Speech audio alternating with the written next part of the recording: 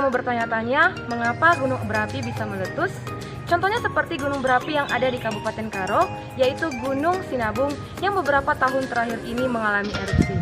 Nah, untuk menjawab pertanyaan tersebut, kamu bisa mempelajari materi hari ini, yaitu materi mengenai vulkanisme dan pengaruhnya terhadap kehidupan. Silakan tonton video pembelajaran ini dengan semangat. Ingatlah bahwa sukses tidak akan menampakkan dirinya pada orang-orang malas. Maka pecahkanlah rasa malas itu agar kamu menjadi orang sukses. Terima kasih, selamat pagi, dan salam SFD. Baiklah, seperti yang barusan Ibu sampaikan, jadi hari ini kita sudah memasuki pertemuan kita yang ke-6 dan kita akan mempelajari materi mengenai vulkanisme dan pengaruhnya terhadap kehidupan. Adapun tujuan pembelajaran kita hari ini adalah setelah mempelajari materi ini, kalian diharapkan dengan semangat dan kerja keras mampu mendeskripsikan aktivitas vulkanisme dan mampu menjelaskan pengaruhnya terhadap kehidupan. Baik, mari kita lihat apa pengertian dari vulkanisme. Vulkanisme itu dapat diartikan sebagai proses magma dari astenosfer naik ke permukaan bumi karena suhu magma yang tinggi dan kandungan gas yang cukup banyak di dalamnya. Minggu lalu kan kita sudah mempelajari materi mengenai lapisan bumi. Dan lapisan kedua, kalau kamu masih ingat yang kamu gambar minggu lalu itu, yaitu lapisan astenosfer, lapisan yang kedua atau lapisan perantara, di mana lapisan perantara atau astenosfer ini terdapat cairan pijar di dalamnya yang disebut dengan magma. Jadi aktivitas vulkanisme itu artinya adalah proses naiknya magma dari lapisan astenosfer, dia menembus lapisan-lapisan batuan karena magma ini kan sifatnya ingin mencari jalan keluar dan kandungan gas yang sangat tinggi sehingga dia lama-kelamaan akan mencari jalan keluar dan inilah yang membantu magma itu semakin naik ke permukaan bumi. Seperti itu. Ini yang dimaksud dengan vulkanisme. Kalau tektonisme minggu lalu itu kan kita berbicara mengenai pergerakan lempeng. Tapi yang harus kamu ketahui di sini adalah terjadinya vulkanisme ini karena terjadinya tektonisme. Artinya magma itu dapat menyusup ke retakan-retakan batuan itu karena terjadinya pergeseran lempeng terlebih dahulu. Baik, ada nanti dua istilah di sini. Yang pertama intrusi magma, yang kedua nanti ekstrusi magma. Nah, mari kita lihat yang pertama itu intrusi magma. Intrusi magma ini yaitu proses penerobosan magma melalui retakan dan celah pada lapisan batuan litosfer yang tidak sampai ke permukaan bumi. Jadi, intrusi ini dapat diartikan penerobosan. Dia menerobos, magma itu menerobos batu-batuan atau menerobos retakan-retakan yang terdapat di lapisan batuan. Tetapi magmanya itu tidak atau belum sampai ke permukaan bumi atau belum sampai ke puncak gunung api. Jadi dia itu hanya menerobos di sini saja. Nah, seperti ini dia yang disebut dengan intrusi. Contohnya yang ini, dia hanya mengintrusi, dia hanya menerobos ke lapisan batuan saja. Yang ini juga dia hanya menerobos ke lapisan batuan.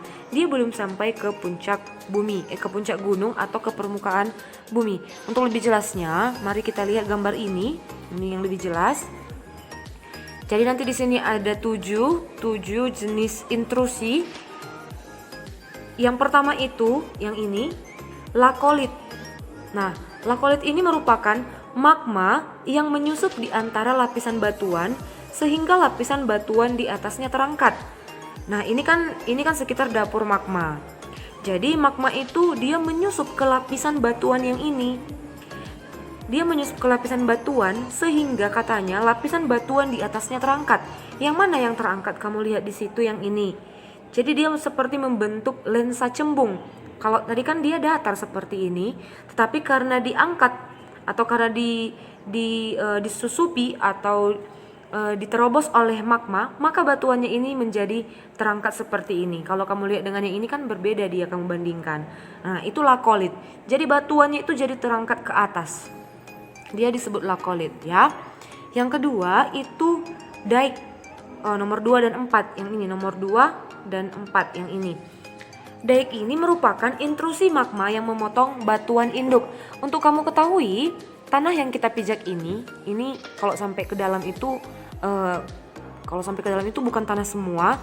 Jadi ada batuan induk yang nantinya akan melapuk. Ini membutuhkan waktu yang sangat lama untuk menjadi tanah. Jadi di bawah ini ada yang disebut dengan batuan induk. Batuan induk itulah yang ini. Batuan yang paling dalam. Batuan yang paling dalam atau lapisan tanah paling dalam. Ini kan tanah. Jadi kalau ke dalam ini ada batuan induk. Nah, jadi batu-batuan induk ini dia belum berubah menjadi tanah. Nah, jadi daik ini merupakan intrusi magma yang memotong. Nah, yang ini dia memotong batuan induk. Nomor 4 ini juga dia memotong batuan induk, yaitu secara vertikal, itu daik. Mari kita lihat nomor 3, batolit. Batolit itu merupakan intrusi magma yang berada dekat dapur magma. Jadi kalau tadi di bawahnya ini dapur magma, maka batolit ini berada di dekat dapur magma. Itu intrusi magma yang terdapat di dekat dapur magma, yang ini dia. Kemudian nomor 5, sil, yang ini. Lapisan magma yang tipis menyusup di antara lapisan batuan. Coba kamu lihat apa perbedaannya nomor 5 dan nomor 1 atau nomor 5 dan nomor 4. Nah, pasti kalau nomor 4 dan nomor 1 tadi ini kan memotong. Sementara yang nomor 5 ini dia menyusupi secara horizontal. Dia menyusup di antara lapisan batuan. Jadi dia itu bukan memotong, tetapi dia menyusup di antara lapisan batuan ini. Itu disebut dengan sil.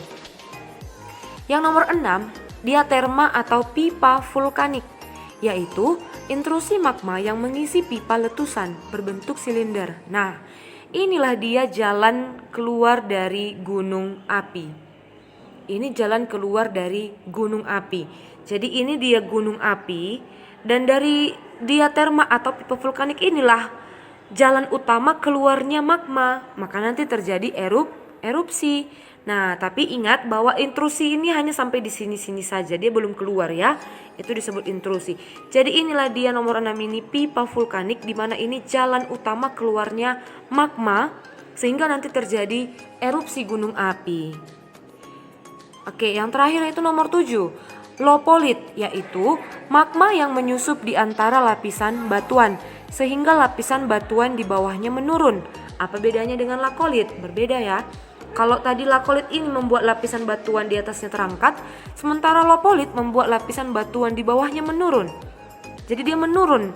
Lapisan batuan di bawah ini menjadi menurun karena ada susupan dari magma. Jadi dia seolah-olah membentuk lensa cekung. Oke. Jadi inilah dia 7 jenis-jenis intrusi magma. Jadi artinya vulkanik ini dia berhubungan nanti dengan gunung api. Jadi vulkanik berhubungan dengan aktivitas gunung berapi, di mana nanti magma ini berusaha mencari jalan keluar dan akhirnya nanti dia keluar melalui erupsi gunung api yang mungkin pernah kita lihat secara langsung. Contohnya seperti di daerah Kabupaten Karo, contohnya seperti Gunung Sinabung. Jadi inilah dia jenis-jenis dari intrusi. Nah, yang kedua itu ada ekstrusi magma. Ekstrusi magma dia disebut dengan erupsi. Jadi kalau dibilang erupsi gunung berapi, erupsi Gunung Sinabung, itu artinya sama dengan ekstrusi magma. Artinya adalah pergerakan magma dari perut bumi ke permukaan bumi. Jadi ini sudah keluar magmanya. Bukan lagi seperti intrusi tadi. Kalau intrusi tadi kan masih hanya sebatas di lapisan batuan saja. Tetapi kalau erupsi atau ekstrusi itu magmanya itu sudah keluar dari perut bumi, dia sudah keluar ke permukaan bumi. Jadi erupsi itu bisa dikatakan juga sebagai letusan gunung api. Itu ya. Oke, mari kita lihat material-material apa sajakah yang dikeluarkan gunung berapi saat meletus atau saat erupsi. Jadi nanti ada 3. Yang pertama material padat atau disebut dengan eflata. Nah, ini contoh dari material padat itu yang dikeluarkan oleh erupsi gunung api. Yang pertama adalah bom. Bom ini artinya batu besar di sini. Jadi dia mampu mengeluarkan batu-batu besar. Bisa juga batu-batu yang terdapat di puncak gunungnya itu dilemparkan, karena meletus kan dia berarti terlempar keluar. Itu bom atau batu besar. Yang kedua ada lapili. Seperti ini bentuknya, batu-batu kecil ya, atau disebut juga dengan kerikil. Ini juga dikeluarkan oleh gunung berapi saat erupsi atau saat meletus. Yang ketiga itu ada tuff atau ash atau disebut dengan abu vulkanik. Nah, makanya ini kita selalu kalau saat erupsi Gunung Sinabung kita selalu dihimbau untuk memakai masker karena banyak abu vulkanik, dan abu vulkanik ini bersifat ringan dan dia mudah dibawa oleh udara. Jadi kita harus memakai masker ketika erupsi gunung berapi karena ada abu vulkanik yang cepat menyebar. Nah, ini dia 3 material padat atau eflata. Baik, yang kedua itu ada material cair atau disebut juga dengan efusiva. Nah, efusiva itu yang pertama itu ada lava, yaitu magma yang meleleh keluar dari gunung api. Oke, untuk kamu ingat, jadi kalau magma dia sudah keluar dia ke permukaan bumi, itu disebut lava, bukan lagi disebut magma ya. Jadi kalau lelehan-lelehan ini disebut dengan lava dan ini bersifat panas dan berbahaya, pastinya sangat berbahaya, lava. Oke, yang kedua itu ada lahar panas, yaitu campuran magma dan air yang kemudian mengalir seperti lumpur panas. Ya, mungkin seperti ini. Oke, ada juga lahar dingin. Apa bedanya? Ingat, lahar panas itu terbentuk pada saat erupsi. Jadi, magma atau lava ya, itu bercampur dengan air. Contohnya bercampur dengan air hujan contohnya. Jadi, magma dan air bercampur. Sementara kan magma itu sangat panas, jadi kalah si air tadi, makanya dia menjadi lumpur panas. Kalau lahar dingin bedanya apa? Lahar dingin itu terbentuk bukan pada saat erupsi, tetapi setelah erupsi. Setelah erupsi, beberapa saat setelah erupsi, turun hujan yang sangat deras, maka campuran material padat, ini kan tadi magma, beda. Jadi batu-batuan itu bercampur dengan air hujan. Dan itu juga sangat berbahaya. Kalau tidak salah kemarin waktu erupsi Gunung Sinabung sempat juga terjadi lahar dingin. Nah, jadi karena di daerah gunung itu kan suhunya rendah dan pasti kalau terjadi hujan di situ juga airnya juga sangat dingin. Nah, jadi lahar dingin itu dia bercampur dengan material padat. Contohnya seperti kerikil tadi, batu-batuan tadi. Pokoknya bercampur dengan material padat. Itu bedanya ya. Oke, yang terakhir itu ada material gas atau eksalasi. Nah, apa saja bentuknya? Mari kita lihat. Yang pertama itu MOVET. MOVET itu disebut juga dengan CO2 atau karbon dioksida. Sebenarnya di udara banyak karbon dioksida, tetapi kalau terlalu banyak juga itu akan berbahaya. Jadi karbon dioksida ini bersifat beracun dan bisa ya merusak pernafasan kita, paru-paru kita dan bisa menyebabkan kematian. Nah, itu material gas. Yang pertama, yang kedua itu ada fumarol. Fumarol ini H2O, uap air panas. Nah, untuk kamu ketahui, kalau terjadi erupsi gunung api yang sangat dahsyat, maka dia akan menghasilkan uap air panas. Contohnya seperti di daerah Sedebuk-Debuk, itu nanti juga mengandung belerang. Nah, jadi dia menghasilkan uap air panas seperti itu karena ada panas dari dalam bumi yang membuat airnya di wilayah itu menjadi hangat atau panas. Yang ketiga itu ada solvatar atau H2S, ini gas belerang. Nah, mungkin kamu pasti pernah ke Sedebuk-Debuk itu yang dekat Gunung Sibayak. Nah, jadi kan Gunung Sibayak kita itu kan bukan lagi gunung aktif tetapi sudah mati. Karena dulu bentuknya itu seperti Gunung Sinabung. Nah, ketika dia meletus, dia menghasilkan gas belerang di situ. Nah, jadi itu bisa dimanfaatkan sebagai tempat permandian air panas. Nah, makanya kita kalau ke situ bawa belerang kan. Nah, ini dia solvatar atau gas belerang. Oke, gasnya itu sangat berbahaya. Sudah, kalau terlalu banyak itu juga merusak pernafasan dan itu beracun dan itu bisa merusak paru-paru kita, dan kalau terlalu banyak berlebihan itu bisa menyebabkan kematian. Dan yang terakhir itu ada wedus gembel, nah atau awan panas.